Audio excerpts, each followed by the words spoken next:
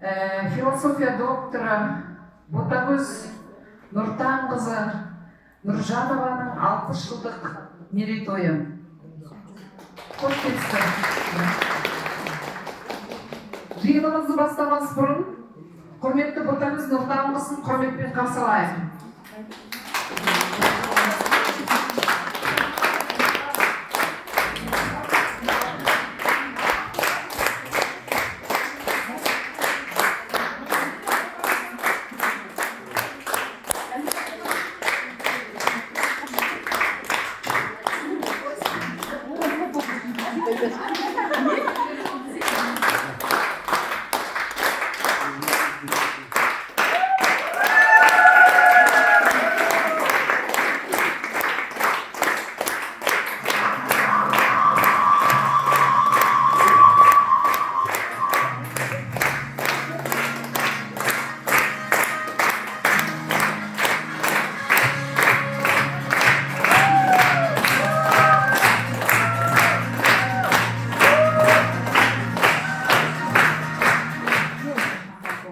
Төзімділікті өз ісіне берілгендікті көрсетсе керек.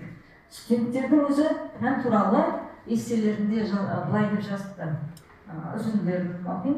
Кез келген пәннің бағын ашып, оны студенттің жүрегіне ұялататын ұстазды. Микрофонға жақын сөйлесеңіз, жылдай ісіне болады. Уақыт сырлы шешіледі. Ол кейде сөзбен емес, үнсіз суреттер арқылы суреттеледі. Әрбір бейне өткеніңізі, әр сәт ғұмырдың бір бейнесі. Кейде бір ғана сурет тұтас бір тағдырды баяндай алады. Көзге көрінбейтін естеліктерді тірілтіп, жүрекке жылы әсер сыйлайды. Ендеше ғалым апайымыздың өмір жолынан сыр шертетін суреттерге кезек берейік. Табылды. Папка номер 1, фото.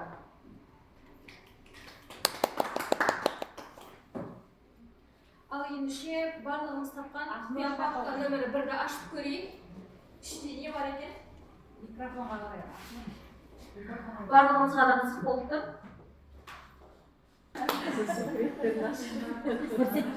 Қалай ойлайсыздар, не бар ішінде? Суреттер. Апайдың осындай ерекше суреттері бар. Осы суреттердің ішінде қазір сіздер білмейтін қыр мен сырды ашамыз. Кафедра меңгерушісі. Осы Қыздар университетінің түлегі. Екінші ол кісінің жанында отырған, жаңа өздеріңізде суреттерде де көрдіңіздер, көптеген сұрақтарға жауап беріп жатыр. Ол Ботагөз Нұртанқызы бастаған біздердің группаласымыз, педагогика ғылымдарының докторы, профессор Рахметова Райзер Сәруахасқызы. Педагогика университеттен. Және сол университеттен біздің тағы бір түлегіміз, ол да Ботагөз Нұртанқызы өмірге ерте келгенмен ана жүрегі жас, жаңа форматтағы доктор Қатира Шахманқызы Балабекова. Ол біздерге құттықтау сөз берейік. Гүлипа Дүйсебайқызы осы 25 қызды керемет тәрбиеледі. Бәріміз бір үйдің баласындаймыз. Оның куәсі 42 жыл болса да, біз бір-бірімізбен әлі күнге дейін қоян-қолтық араласып келе жатырмыз. Отбасымызбен бірге араласамыз. Біздің жолдастарымыз бірін-бірі бажа дейді. Біздің балаларымыз бір-бірімен қатар өсіп келе жатыр. Әне анау жерде отырған Мұхтар менен менің қызым бір айда, бір жылда дүниеге келген. Міне осындай сыйластықты мен айтар едім, біздің артымызда өсіп келе жатқан студенттер сіздерге жұғысты болсын деймін. Өйткені қазіргі таңда студенттерден көп байқағанымыз Мықты талант болған менен Құдай өмір берген жоқ. Мықты өмірлі талантты ғалымдар болды, басқа жағын тарихи алмаған. Сондықтан осындай тамаша жетістіктерменен, мына группаластарыменен, шәкірттеріменен, әріптестеріменен біз сияқты ешқандай қатысы болмаса да сыйлап келіп отырған, қадірлеп келіп отырған, бағалап келіп отырған мынау әріптестеріменен алғысты сондай тамаша жақсы күйде қарсы алып отырсың. Ботагөз Өмереги серік ғасырдан астам әріптесіміз бізді ең жақындастырған, таныстырған сол 11 мен 13 арасы. қайдан өрсе білеу көрдер.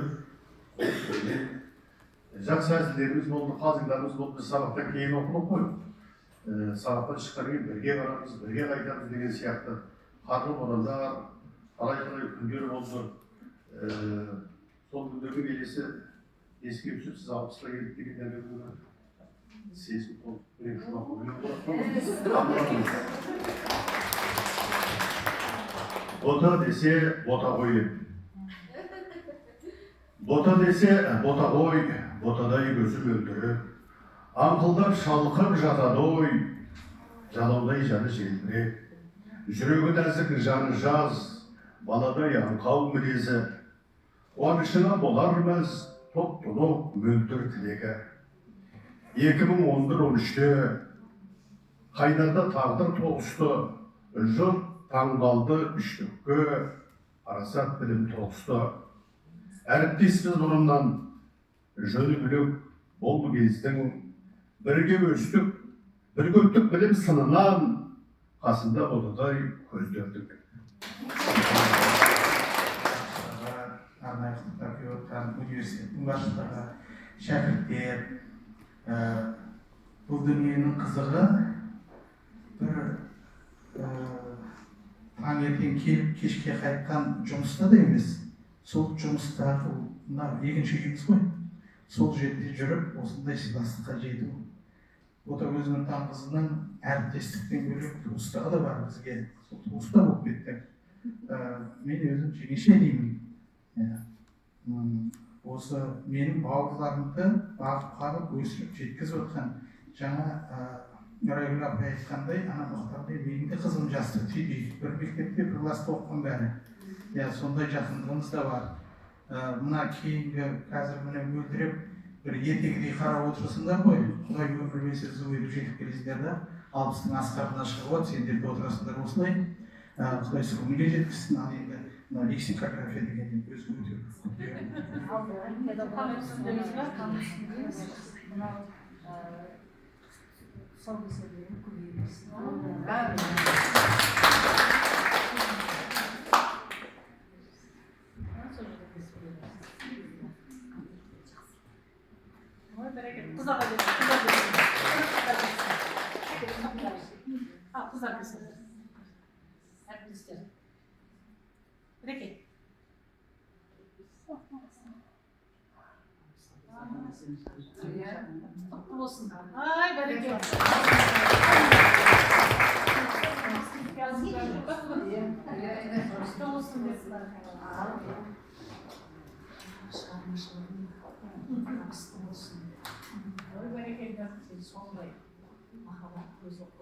өзім жасаған басқа да сұранмасын адамсың. Студенттеріне әріптестеріне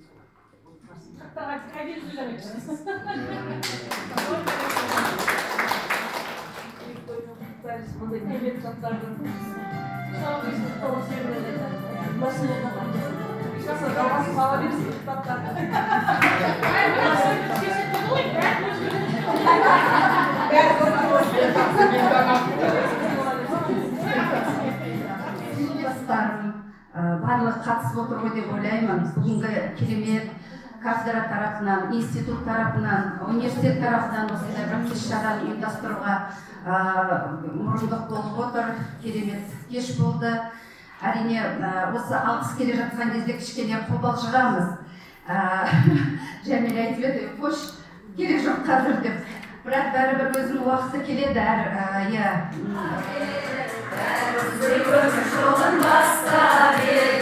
Армандастар қайда, абзалдастар қайда, замандастар қайда, аштар қайда.